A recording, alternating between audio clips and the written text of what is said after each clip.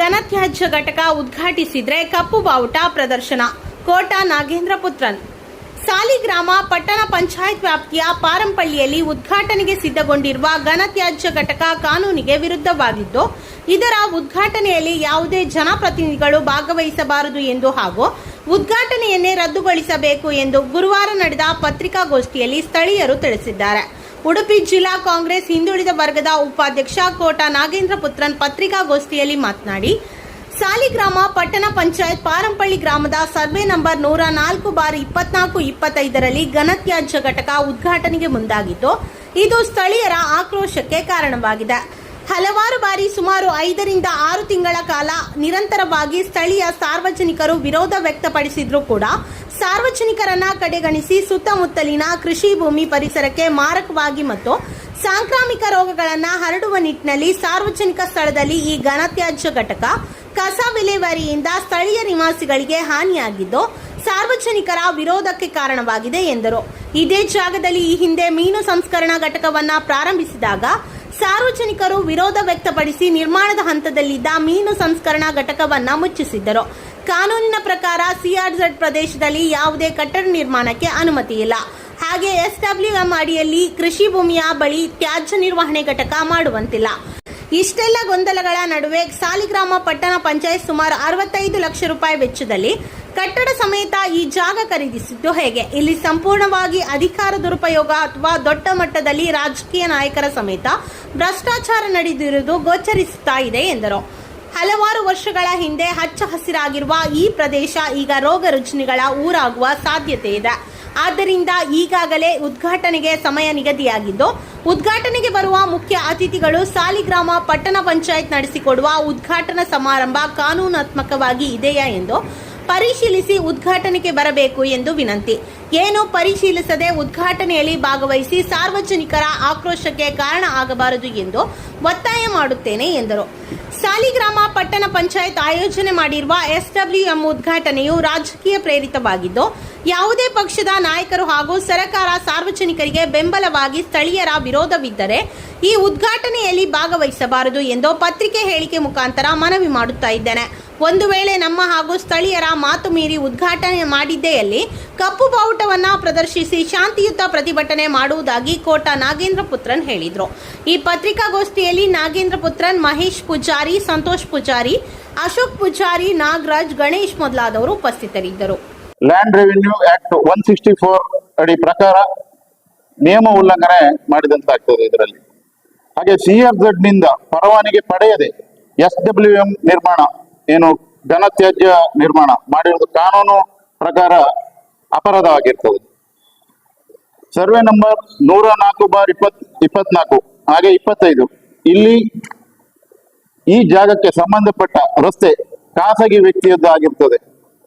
ಇದು ಪಟ್ಟಣ ಪಂಚಾಯತಿಗೆ ಸಂಬಂಧಪಟ್ಟ ರಸ್ತೆ ಎನ್ನುವುದಕ್ಕೆ ಯಾವುದೇ ದಾಖಲಾತಿ ಕೂಡ ಇಲ್ಲ. ಅದನ್ನು ಕೂಡ ನಾವು ಪಡ್ಕೊಂಡಿದ್ದೇವೆ. ಇಲ್ಲಿ ನಮ್ಮ ಹತ್ರ ನಾವು ಏನು ಹೇಳ್ತಾ ಇದ್ದೇವೆ ಅದ್ರ ದಾಖಲೆ ಸಮೇತ ನಮ್ಮ ಹತ್ರ ಇದೆ. ನಾನು ಇಲ್ಲಿಗ ಪಾಯಿಂಟ್ಸ್ ಆಗಿ 9 ಪಾಯಿಂಟ್ ಏನಾಗಿದೆ ಅದು 9 ದಾಖಲೆ ನಮ್ಮ ಹತ್ರ ಇದೆ. ಹಾ, ಹಾಗೆ CRZ ರೂಲ್ಸ್ ಪ್ರಕಾರ ನದಿಯ ಏನು ಭರತ ರೇಖೆಯಿಂದ 50 ಮೀಟರ್ ಒಳಗಡೆ ಯಾವುದೇ ಚಟುವಟಿಕೆ ನಡೆಸಲು ಕರಾವಳಿ ನಿಯಂತ್ರಣ ವಲಯ ಒಪ್ಪಿಗೆ ನೀಡುವುದಿಲ್ಲ. ಆದರೂ ಕೂಡ ಇಲ್ಲಿ ಕಟ್ಟಡ ನಿರ್ಮಾಣ ಮಾಡಿರುವುದು ಒಂದು ಅನಧಿಕೃತ ಎಂದು ನಾವು ಸ್ಥಳೀಯರು ಹೇಳ್ತಾ ಇದ್ದೇವೆ. 2013ರಲ್ಲಿ IAS ಆಫೀಸರ್ ಆಗಿರುವಂತಹ IAS ಆಫೀಸರ್ DC ರೀಜು ಅವರು ಸರ್ವೆ ನಂಬರ್ 104/24 ಸರ್ವೆ ನಂಬರ್ 25ರಲ್ಲಿ ಈ ಹಿಂದಿನ ಕಟ್ಟಡವನ್ನು ಅನಧಿಕೃತ ಕಟ್ಟಡ ಎಂದು ಘೋಷಣೆ ಮಾಡಿರ್ತಾರೆ. ಆದರೂ ಕೂಡ ಈ ಜಾಗದಲ್ಲಿ ಬೇರೆ ಕಟ್ಟಡಗಳನ್ನು ನಿರ್ಮಿಸಿ ಕಾನೂನು ಉಲ್ಲಂಘನೆ ಮಾಡಿರ್ತಾರೆ. 104/24-25 ಜಾಗದಲ್ಲಿ ಕಟ್ಟಡವನ್ನು ಅನಧಿಕೃತ ಕಟ್ಟಡ ಎಂದು JMC ಕೋರ್ಟ್ ಕುಂದಾಪುರ ಘೋಷಣೆ ಮಾಡಿ ಹಿಂದಿನ ಕಟ್ಟಡದ ಮಾಲೀಕರಿಗೆ 15,000 ದಂಡ ವಿಧಿಸಿ ಆದೇಶ ನೀಡಿದ್ದಾರೆ. ಈ ಪ್ರಕರಣ ನ್ಯಾಯಾಲಯದಲ್ಲಿ ಇರುವಾಗಲೇ ಪಟ್ಟಣ ಪಂಚಾಯತ್ ಖರೀದಿ ಮಾಡಿದ್ದು ಈ ಜಾಗವನ್ನು ಖರೀದಿ ಮಾಡಿದ್ದು ಕಾನೂನು ಉಲ್ಲಂಘನೆ ಮಾಡಿದಂತಾಗಿದೆ.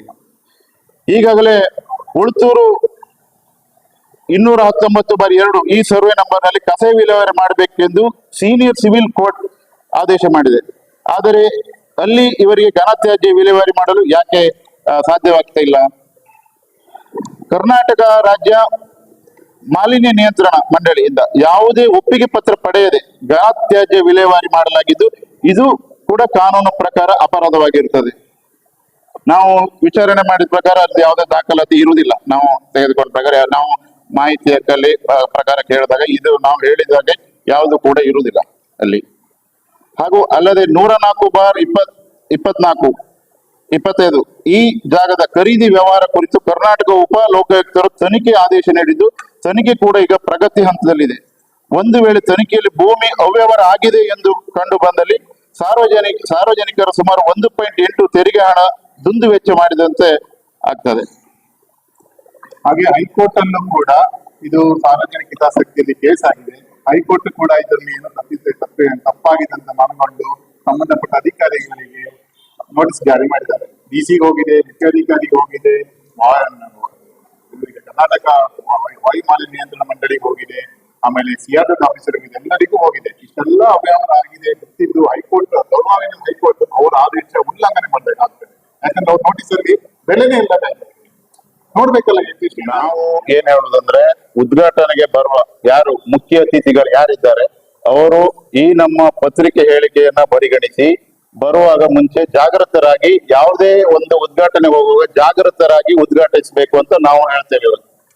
ಈ ಅನಧಿಕೃತ ಬಿಲ್ಡಿಂಗ್ ನೆಲ್ಲ ಈ ಕಟ್ಟಡಗಳನ್ನ ಉದ್ಘಾಟನೆಗೆ ಯಾವುದೇ ನಾಯಕರು ಇರ್ಬೋದು, ಯಾವುದೇ ಪಕ್ಷದ ನಾಯಕರು ಬಂದು ಉದ್ಘಾಟನೆ ಮಾಡಿದ್ರು ಮುಂದಿನ ದಿನದಲ್ಲಿ ಅದು ಯಾವುದು ಕೋರ್ಟ್ ಕಾನೂನು ವ್ಯವಸ್ಥೆಯಲ್ಲಿ ಮುಂದೊಂದು ದಿನ ಬೇರೆ ಪರಿಣಾಮಗಳು ಎದುರಾದಾಗ ಅಂದು ಉದ್ಘಾಟನೆ ಮಾಡಿದ್ದು ನೀವೇನೋದು ಕಾರಣ. ಏನು ಇವತ್ತೇನು ಪತ್ರಿಕಾಗೋಷ್ಠಿ ಮಾಡ್ತಾ ಇದ್ದೇವೆ ಇದು ನಮ್ಮ ಏನು ಹೋಗ್ತದೆ ಒಂದು ಮಟ್ಟದಲ್ಲಿ.